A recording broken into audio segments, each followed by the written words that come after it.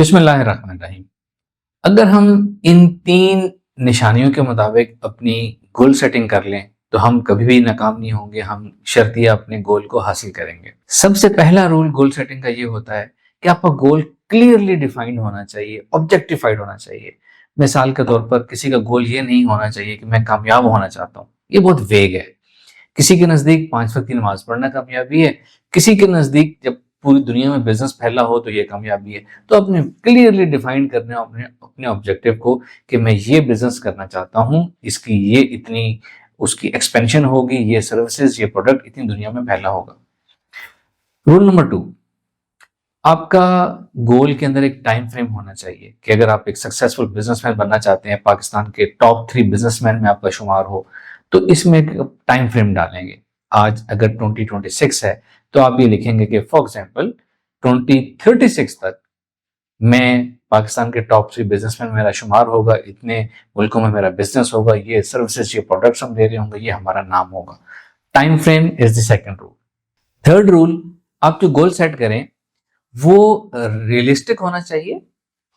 उसमें ना तो बहुत आसान हो, बहुत छोटा सा गोल हो, ना ही वो बहुत ज्यादा मुश्किल हो कि आप उसको अचीव करने में मुश्किल हो जाए।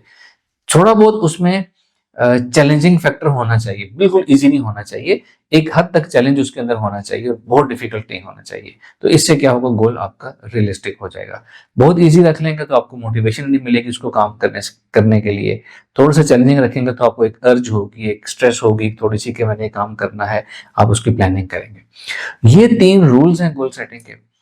अब मैं आपको एग्जांपल देता हूँ। मिसाल के तौर पर अगर कोई शख्स अपना ये गोल बनाता है कि आज से 5 साल बाद 2030 तक कोई शख्स जो है पाकिस्तान के टॉप 5 राइटर्स में शुमार होना चाहता है, मुसन्निफ जिसकी किताबें लिखी हों, जो आर्टिकल्स हों, जो ड्रामे लिखता हो, इसमें उसका शुमार होता हो।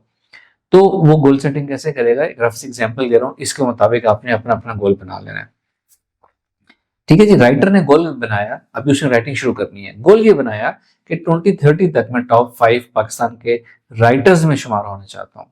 टाइम फ्रेम आ गया और क्लियरली डिफाइन कर दिया कि राइटर है, और उसने 5 साल का टाइम दे दिया कि थोड़ा रियलिस्टिक हो जाए, थोड़ा सा चैलेंजिंग और रियलिस्टिक हो जाए, बहुत मुश्किल ना हो, बहुत आसान ना हो। अब आपने इस गोल को बैक ट्रैक करना है। 2030 में आप टॉप 5 राइटर्स में शुमार होना चाहते हैं। 2030 में आपकी एग्जैक्ट पोजीशन क्या होगी, इसको आप विजुअलाइज करें, डिफाइन करें कि आप एटलीस्ट टॉप 5 राइटर्स में आपका शुमार होगा, एटलीस्ट आप 15 किताबें लिख चुके हुए होंगे, आप इतने ड्रामास के लिए अपनी स्क्रिप्ट लिख के उनको दे चुके हुए होंगे, अपनी सोशल मीडिया पे आपके लेट्स से 1 मिलियन फॉलोअर्स होंगे। ये आपने इसको क्लियरली डिफाइन कर दिया।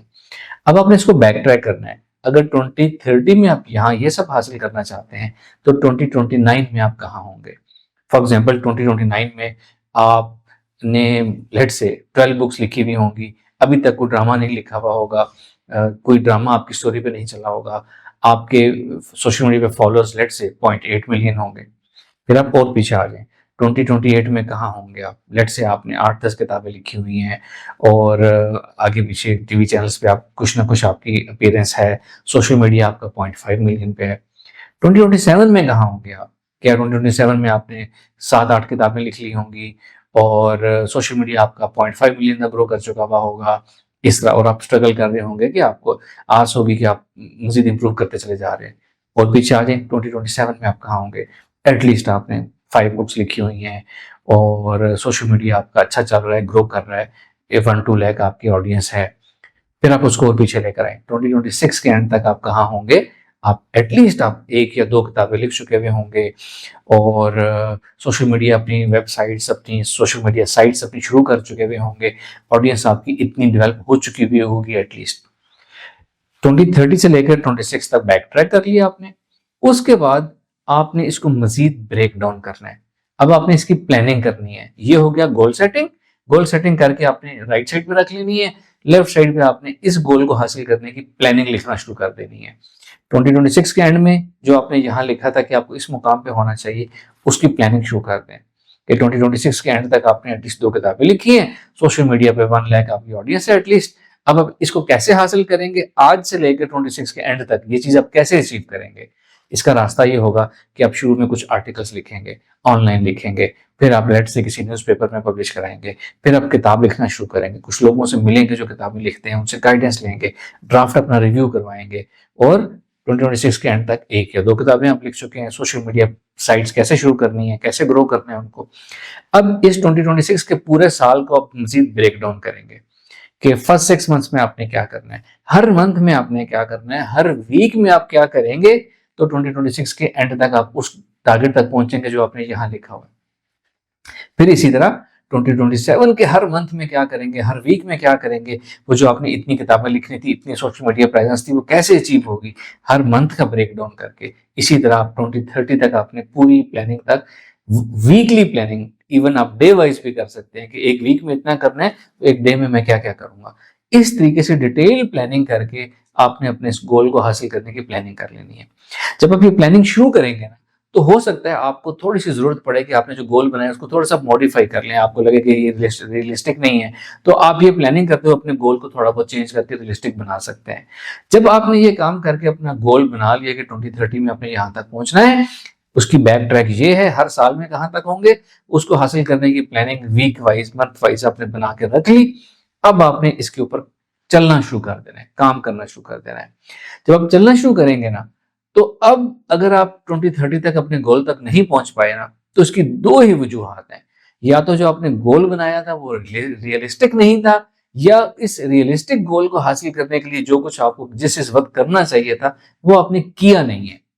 कोई थर्ड वजह नहीं हो सकती।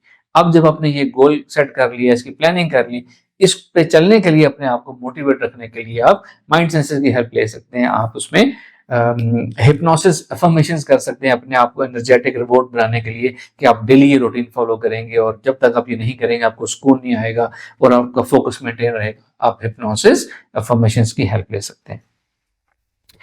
जो गोल आपकी प्लानिंग होगी वो रियलिस्टिक होगी। जब आप प्लानिंग करेंगे ना अपनी, तो उसमें ये चीजें डालनी है। किसी का गोल है कि वो बिजनेस करना चाहता है, तो अगर उसके पास कोई फैमिली की सपोर्ट, कोई फाइनेंशियल बैकअप पैसे मौजूद नहीं है, तो वो इस चीज को अपनी प्लानिंग में शामिल करेगा कि उसके पास कोई पैसे नहीं है, उसे जीरो से स्टार्ट करना है। कोई सिंगर बनना चाहता है, अगर उसको घर से इजाजत ही नहीं है, तो वो गलत गोल सेट कर रहा है। अपने हालात, अपनी वैल्यूज, आपके पास क्या रिसोर्सेज अवेलेबल हैं, कितनी आपके अंदर एनर्जी है, कितना वक्त दे सकते हैं, इनके मुताबिक रियलिस्टिक गोल सेटिंग और रियलिस्टिक प्लानिंग आपने करनी है और परफॉर्मेंस मेजर आपने करते चले जाना है। जो आपने अभी ये प्लानिंग बना ली और गोल सेटिंग ब्रेकडाउन करके किस साल कहाँ होना चाहिए, इसके मुताबिक अपने आप को आप एवेल्युएट करते जाएं, अपनी परफॉर्मेंस मेजर करते जाएं। जब ये चीज हमारे पास क्लियर लिखी नहीं होती ना, तो इंसान एंजाइटी का शिकार होता है, फियर्स का शिकार होता है कि क्या मैं ठीक जा रहा हूँ, मेरा गोल कब हासिल होगा। लेकिन अगर ये चीज क्लियर लिखी हुई हो, आप अपनी लाइफ के किसी भी स्टेज पे अपने आप को उसके साथ मेजर करें, तो आपको खुशी होगी कि आप अपने गोल के मुताबिक जा रहे हैं। या हो सकता है आपको लगे मैं तो अपने गोल से आगे जा रहा हूँ, ऑल इज गुड, तो ये चीज आपको तसल्ली भी देगी, मोटिवेशन भी देगी। तो ये गोल सेटिंग का तरीका है। आपने इस तरीके से अपनी जिंदगी का गोल, कैरियर चूज करना है, फिर आपने उसकी इस तरीके से गोल सेटिंग करनी है और इसके बाद आपने उसके ऊपर ध्यान से फोकस के साथ चलना शुरू कर देना है। तो इंशाल्लाह आप अपनी मंजिल तक जरूर कामयाबी से पहुंचेंगे। Thank you.